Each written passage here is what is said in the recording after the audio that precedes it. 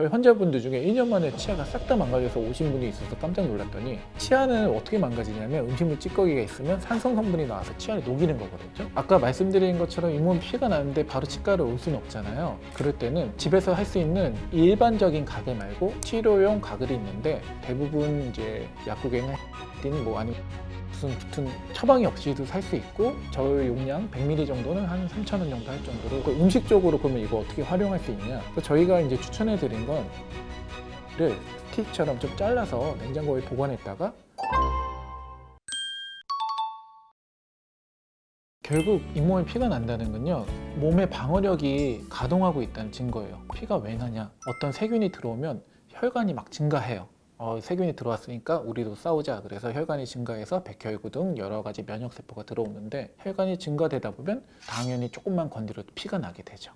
그래서 잇몸에 피가 나는 건 거기에 세균이 있다. 세균은 어디서 오냐, 당연히 음식물 찌꺼기에서 와요. 거기가 양치질이 안 됐다 생각을 할 수 있는데, 그거 외에도 다른 경우가 하나 더 있는데, 과도한 힘이 가해졌을 때, 치아가 너무 과도한 힘이 가해지면 치아가 버틸 수 있는 힘이 넘어서면 막 흔들리기 시작하거든요. 그러면 아무리 양치질 잘해도 음식물이 조금은 끼게 되고, 흔들리는 것 자체가 혈류에 상처를 줘요.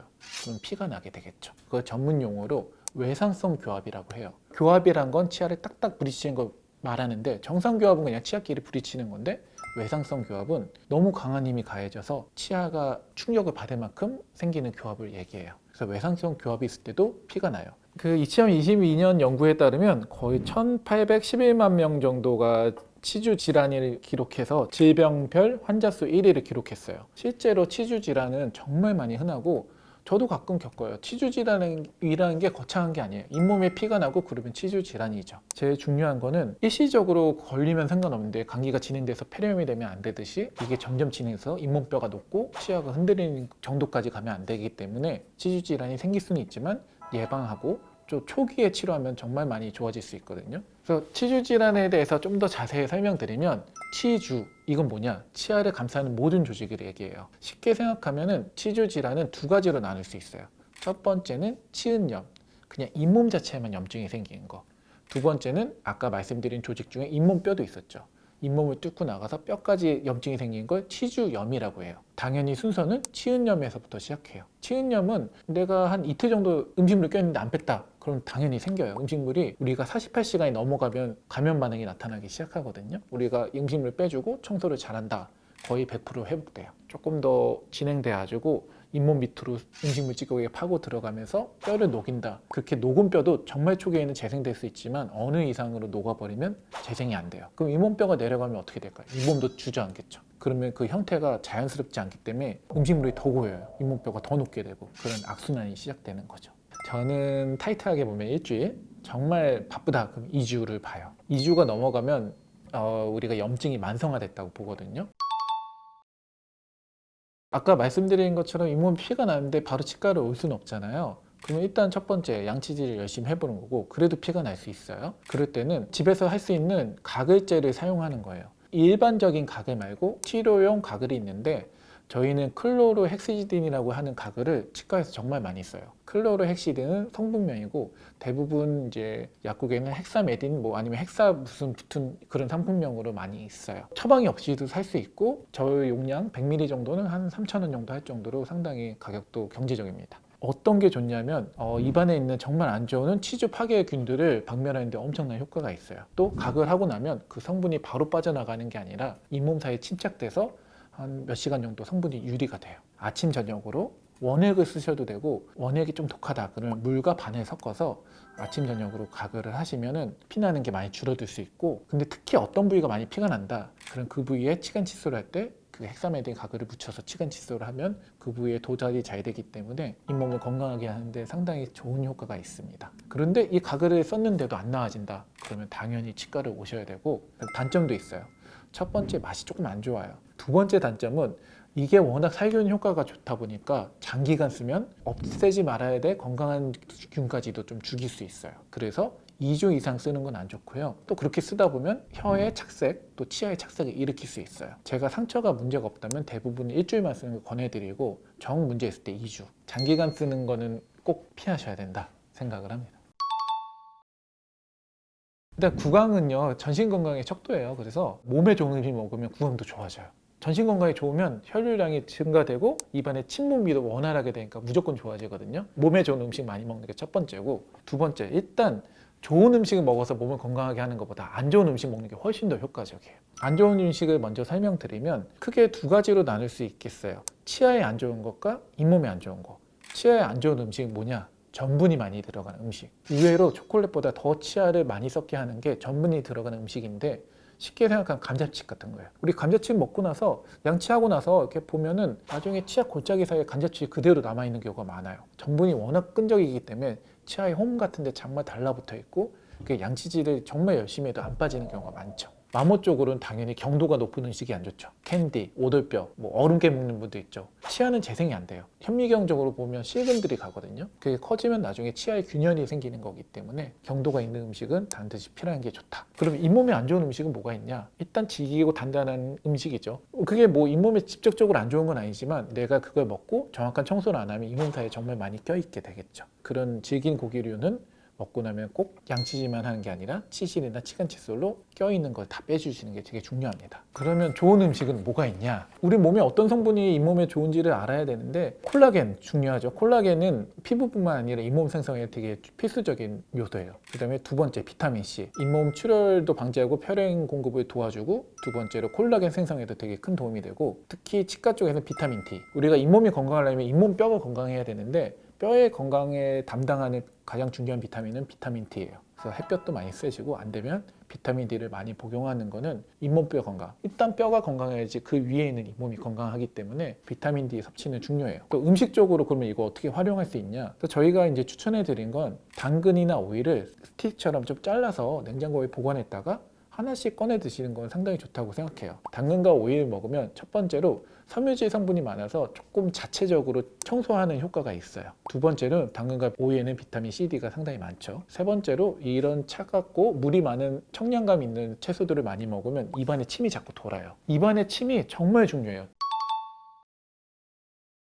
저희 환자분들 중에 1년 만에 치아가 싹 다 망가져서 오신 분이 있어서 깜짝 놀랐더니 항암 치료를 받고 침샘이 말라가지고 1년 만에 치아가 다 망가진 거예요. 가장 중요한 건 첫 번째는 버퍼링이라고 하는데, 치아는 어떻게 망가지냐면 음식물 찌꺼기가 있으면 산성 성분이 나와서 치아를 녹이는 거거든요. 침 안에는 그걸 다시 되돌릴 수 있는 성분이 있어요. 잇몸 파괴도. 내가 음식을 먹고 바로 양치질 안 하면 몇 시간 있을 수 있잖아요. 그 음식물 찌꺼기를 세균이 먹으면서 산을 벌써 분비하고 있어요. 그 치아 표면이 진짜 미세하게 녹는 거예요. 근데 침이 있으면 그 안에서 그게 중화되면서 괜찮아지는 거죠. 두 번째는 윤활작용으로 음식물이 안 달라붙고 입이 건조하면 음식물이 쪽쪽 달라붙잖아요. 잘 미끄러지게 하는 게 있죠. 그리고 침이 마르면 구취가 정말 엄청 많이 나요. 우리가 침이 마르는 분들 보면 코로 숨을 못 쉬고 입으로 숨 쉬는 분들은 입이 자꾸 마르잖아요. 숨은 원래 이제 코로 숨을 쉬어야지 코털이라든지 여러 가지 조직들이 공기의 수분도를 머금고 올라가게 되는데, 입으로 들어가면 입안에 코털 같은 게 없잖아요. 그래서 건조한 공기가 바로 들어가게 되면서 입안이 마르게 되거든요. 입안이 마르면 말씀드린 것처럼 침의 가장 중요한 역할인 중화작용이 다 떨어져요. 그래서 입으로 숨 쉬는 건 상당히 안 좋다. 침을 많이 나오게 하는 방법은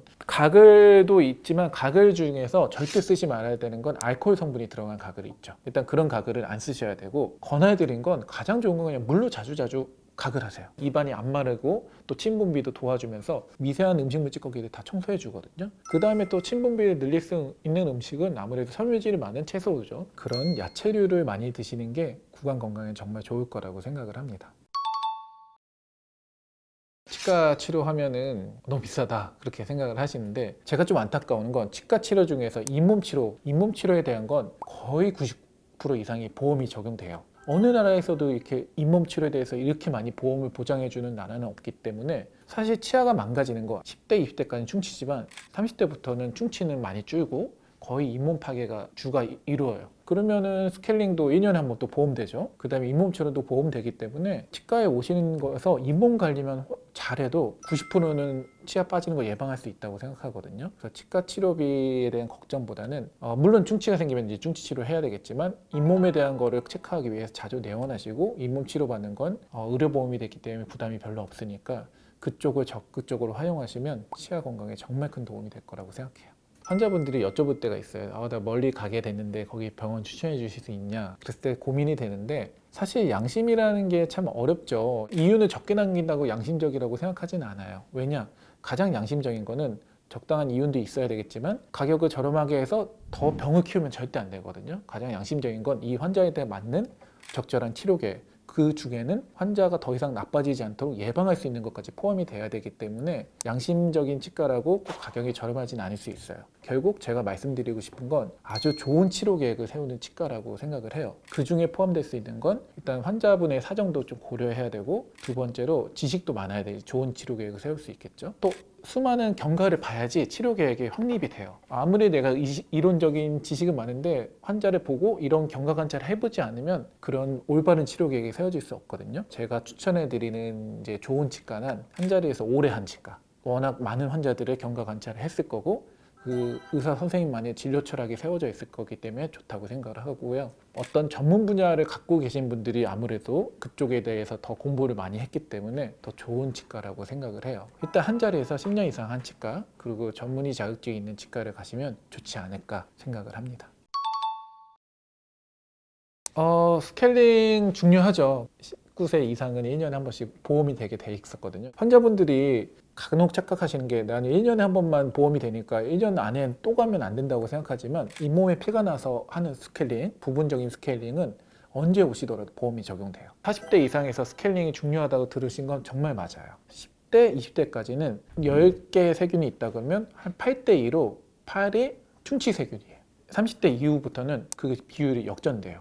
잇몸 세균이 많아지고 충치 유발균이 적어져요. 그렇기 때문에 스케일링 안 하면 젊었을 때랑 다르게 잇몸이 금방 피가 나게 되고, 피가 나면서 잇몸이 부으면 치석이 더 쌓이니까 나중에 잇몸뼈까지 녹게 되는 거죠. 그래서 40대 이후의 스케일링은 정말 중요해요. 올해 저도 이제 한 자리에서 13년 차 치료를 하고 있는데, 가장 중요한 건 치료 계획 잘 세우자. 처음이 제일 중요한 것 같아요. 치료 계획을 잘 세우면 뭐 우여곡절이 있어도 순탄하게 좋은 방향으로 가는 거고, 치료 계획을 잘 못 세우면 아무리 내가 노력을 해도 안 좋은 방향으로 가거든요. 그럼 치료 계획을 잘 세우려면 어떻게 해야 되냐?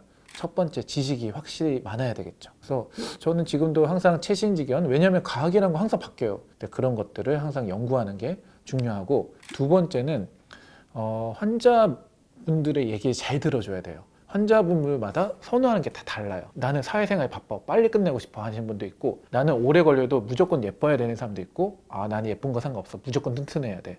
마지막은 한 자리에서 오래 하면서 내가 치료한 결과를 계속 봐야 된다고 생각해요. 매년 조금씩 바뀌거든요. 같은 환자에 있어도 계속 저도 업데이트를 하면서 치료 계획을 세우게 되고요. 저는 이 자리에서 앞으로도 한 10년, 20년을 더 하는 게 목표인데, 단골 환자분들을 계속 관찰하면서 저의 지식을 업데이트해서 좀 오래 갈 수 있는 치료를 하고자 하는 게 저의 바람입니다.